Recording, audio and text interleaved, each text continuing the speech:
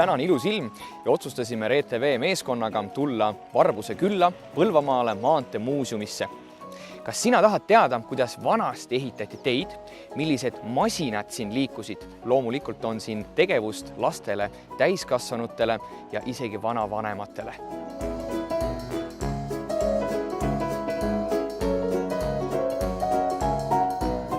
Maanteede teema on ju nii hea, millega saab siduda ükskõik mida. Põhiliselt loomulikult me räägime sellest, kuidas on aastasadu teid ehitatud, aga samamoodi räägime me sellest, kes on mööda teid käinud, miks on ta mööda teed käinud, mis tal samal ajal seljas oli, ehk siis tegelikult teede temaatikaga annab ükskõik milliseid teisi teemasid siduda. Loomulikult teeb meid eriliseks ka see, et Maanteemuuseumis on üks Euroopa, kui mitte kõige suurem, siis üks suuremaid teeehitusmasinate kollektsioone üleüldse, millest ainult osa on tegelikult igapäevasele külalisele eksponeeritud ja osa on meil ära peidetud, nii et siia võib tulla see inimene, kes tunneb väga sügavat huvi masinate vastu, aga siia on väga teretulnud ka lapsed ja oma vanematega. Lastel on eraldi liikluslinn, kus nad saavad sõita, kus nad saavad õppida esmaseid liiklusohutuse eeskirju. Ja kui osad masinad on nüüd pandud peitu, siis kas neid saab ka kunagi näha? Jaa, kindlasti saab, sellepärast, et juba 2019 alguses on meil uus näitus, muuseum on suurenenud, osad masinad on välja vahetatud, tegelikult me iga aasta ikkagi vahetame masinaid välja, et külalisel, meil käib hästi palju korduvkülastajaid, et külalisel oleks igal aastal midagi uut vaadata. Loomulikult maantee juurde käivad igasugu masinad, aga väga tähtis osa on ka ju märkidel.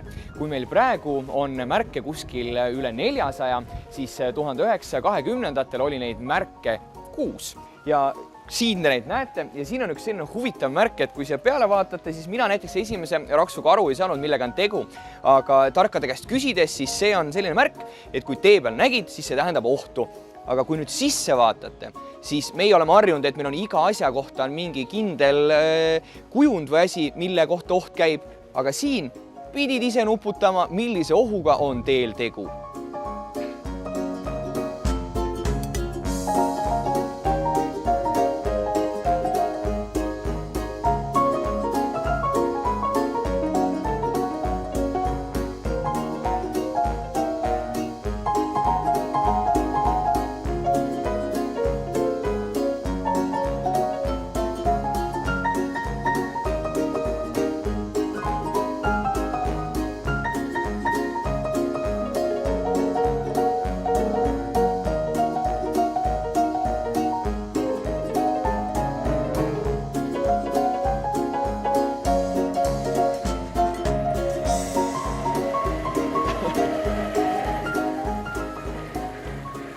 Siin on nüüd selline väike liikluslinn, nagu näete, mina olen ka A-rühma Villise endale saanud, kus siis väiksed noored saavad õppida maast madalast, millised on märgid, kuidas liikluses liigelda.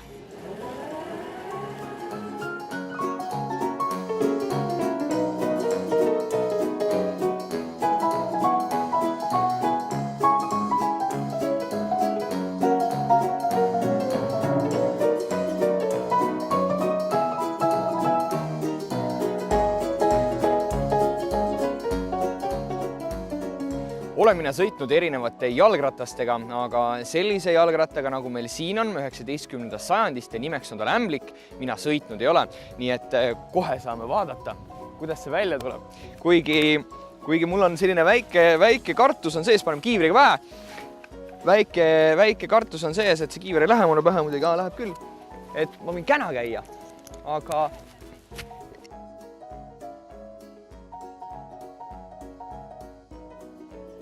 ossa, tead, pöörata on küll väga vastik sellega.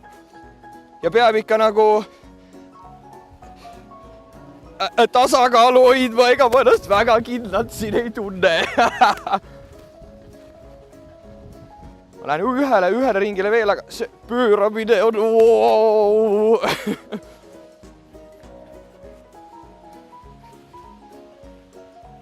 Ai. Nii. Ja kui alati kõik ootavad.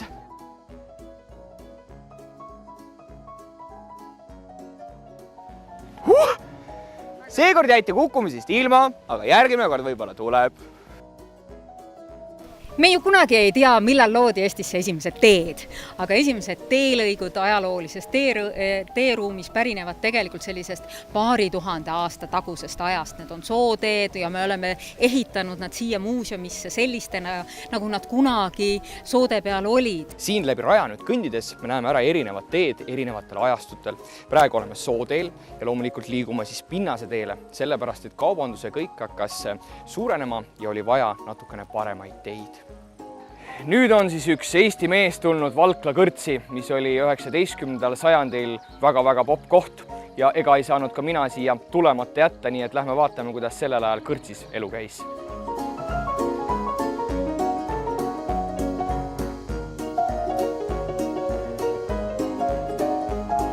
Näed, ega ei saa siit minagi niimoodi lahkumata, et ma kõrtsi emanda käest midagi ei võtaks, võtsin seekord kalja. Kalja on ehtsa ja maitsega. No nii, kes selle tunneb ära, mis siin on? Mina isegi veel seda mäletan, see on piimapukk ja siin on neid kadunud teenuseid, mida siin näidatakse, on veel, et alates pangabussides lõpetades lafkadeni välja.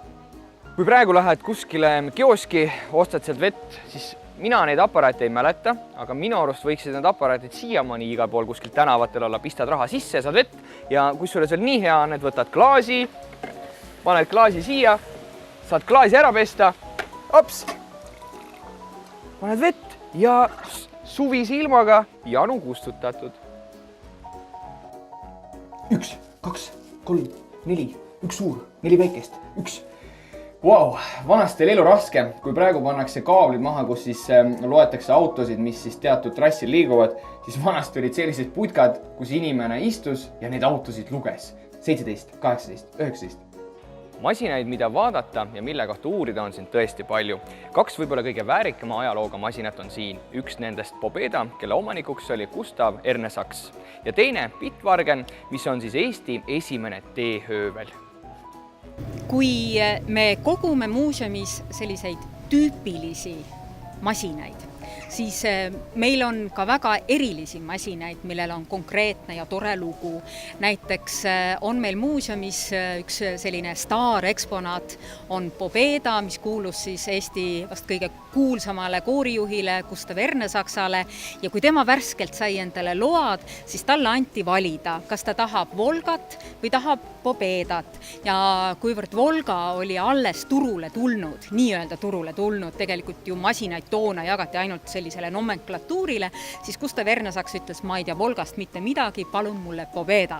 Ja niimoodi ta saigi endale Pobeda, millega ta sõitis ainult paar aastat ja hiljem ta vahetas ikkagi selle Volga vastu välja. Kusjuures meil ei ole mitte muuseumis ainult Gustav Ernesaksa Pobeda, vaid meil on ka tema juhiload.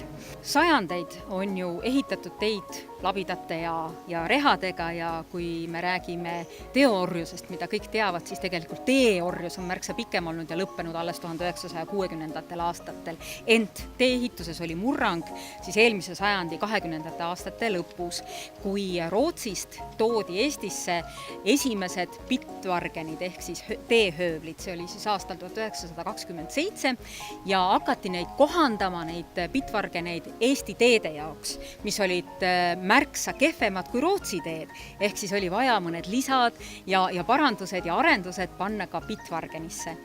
Ja 1928. aastal hakati siis Bitwargeneid ka Eestis Ilmarise tehases tootma ja me võime tõesti öelda, et see on murranguga meie teeehituses tegu ja meil muuseumis on siis Eestimaa ainukene Bitwargen, mis on kokku pantud põõsaste alt korjatud juppidest, aga ta käib nõnda nagu 3/4 meie museaalidest. Kui me neid käivitame, siis me saame nad käima ja 3 korda aastas me toome Bitwargeni ka oma masinahallist välja ja paneme ta käima.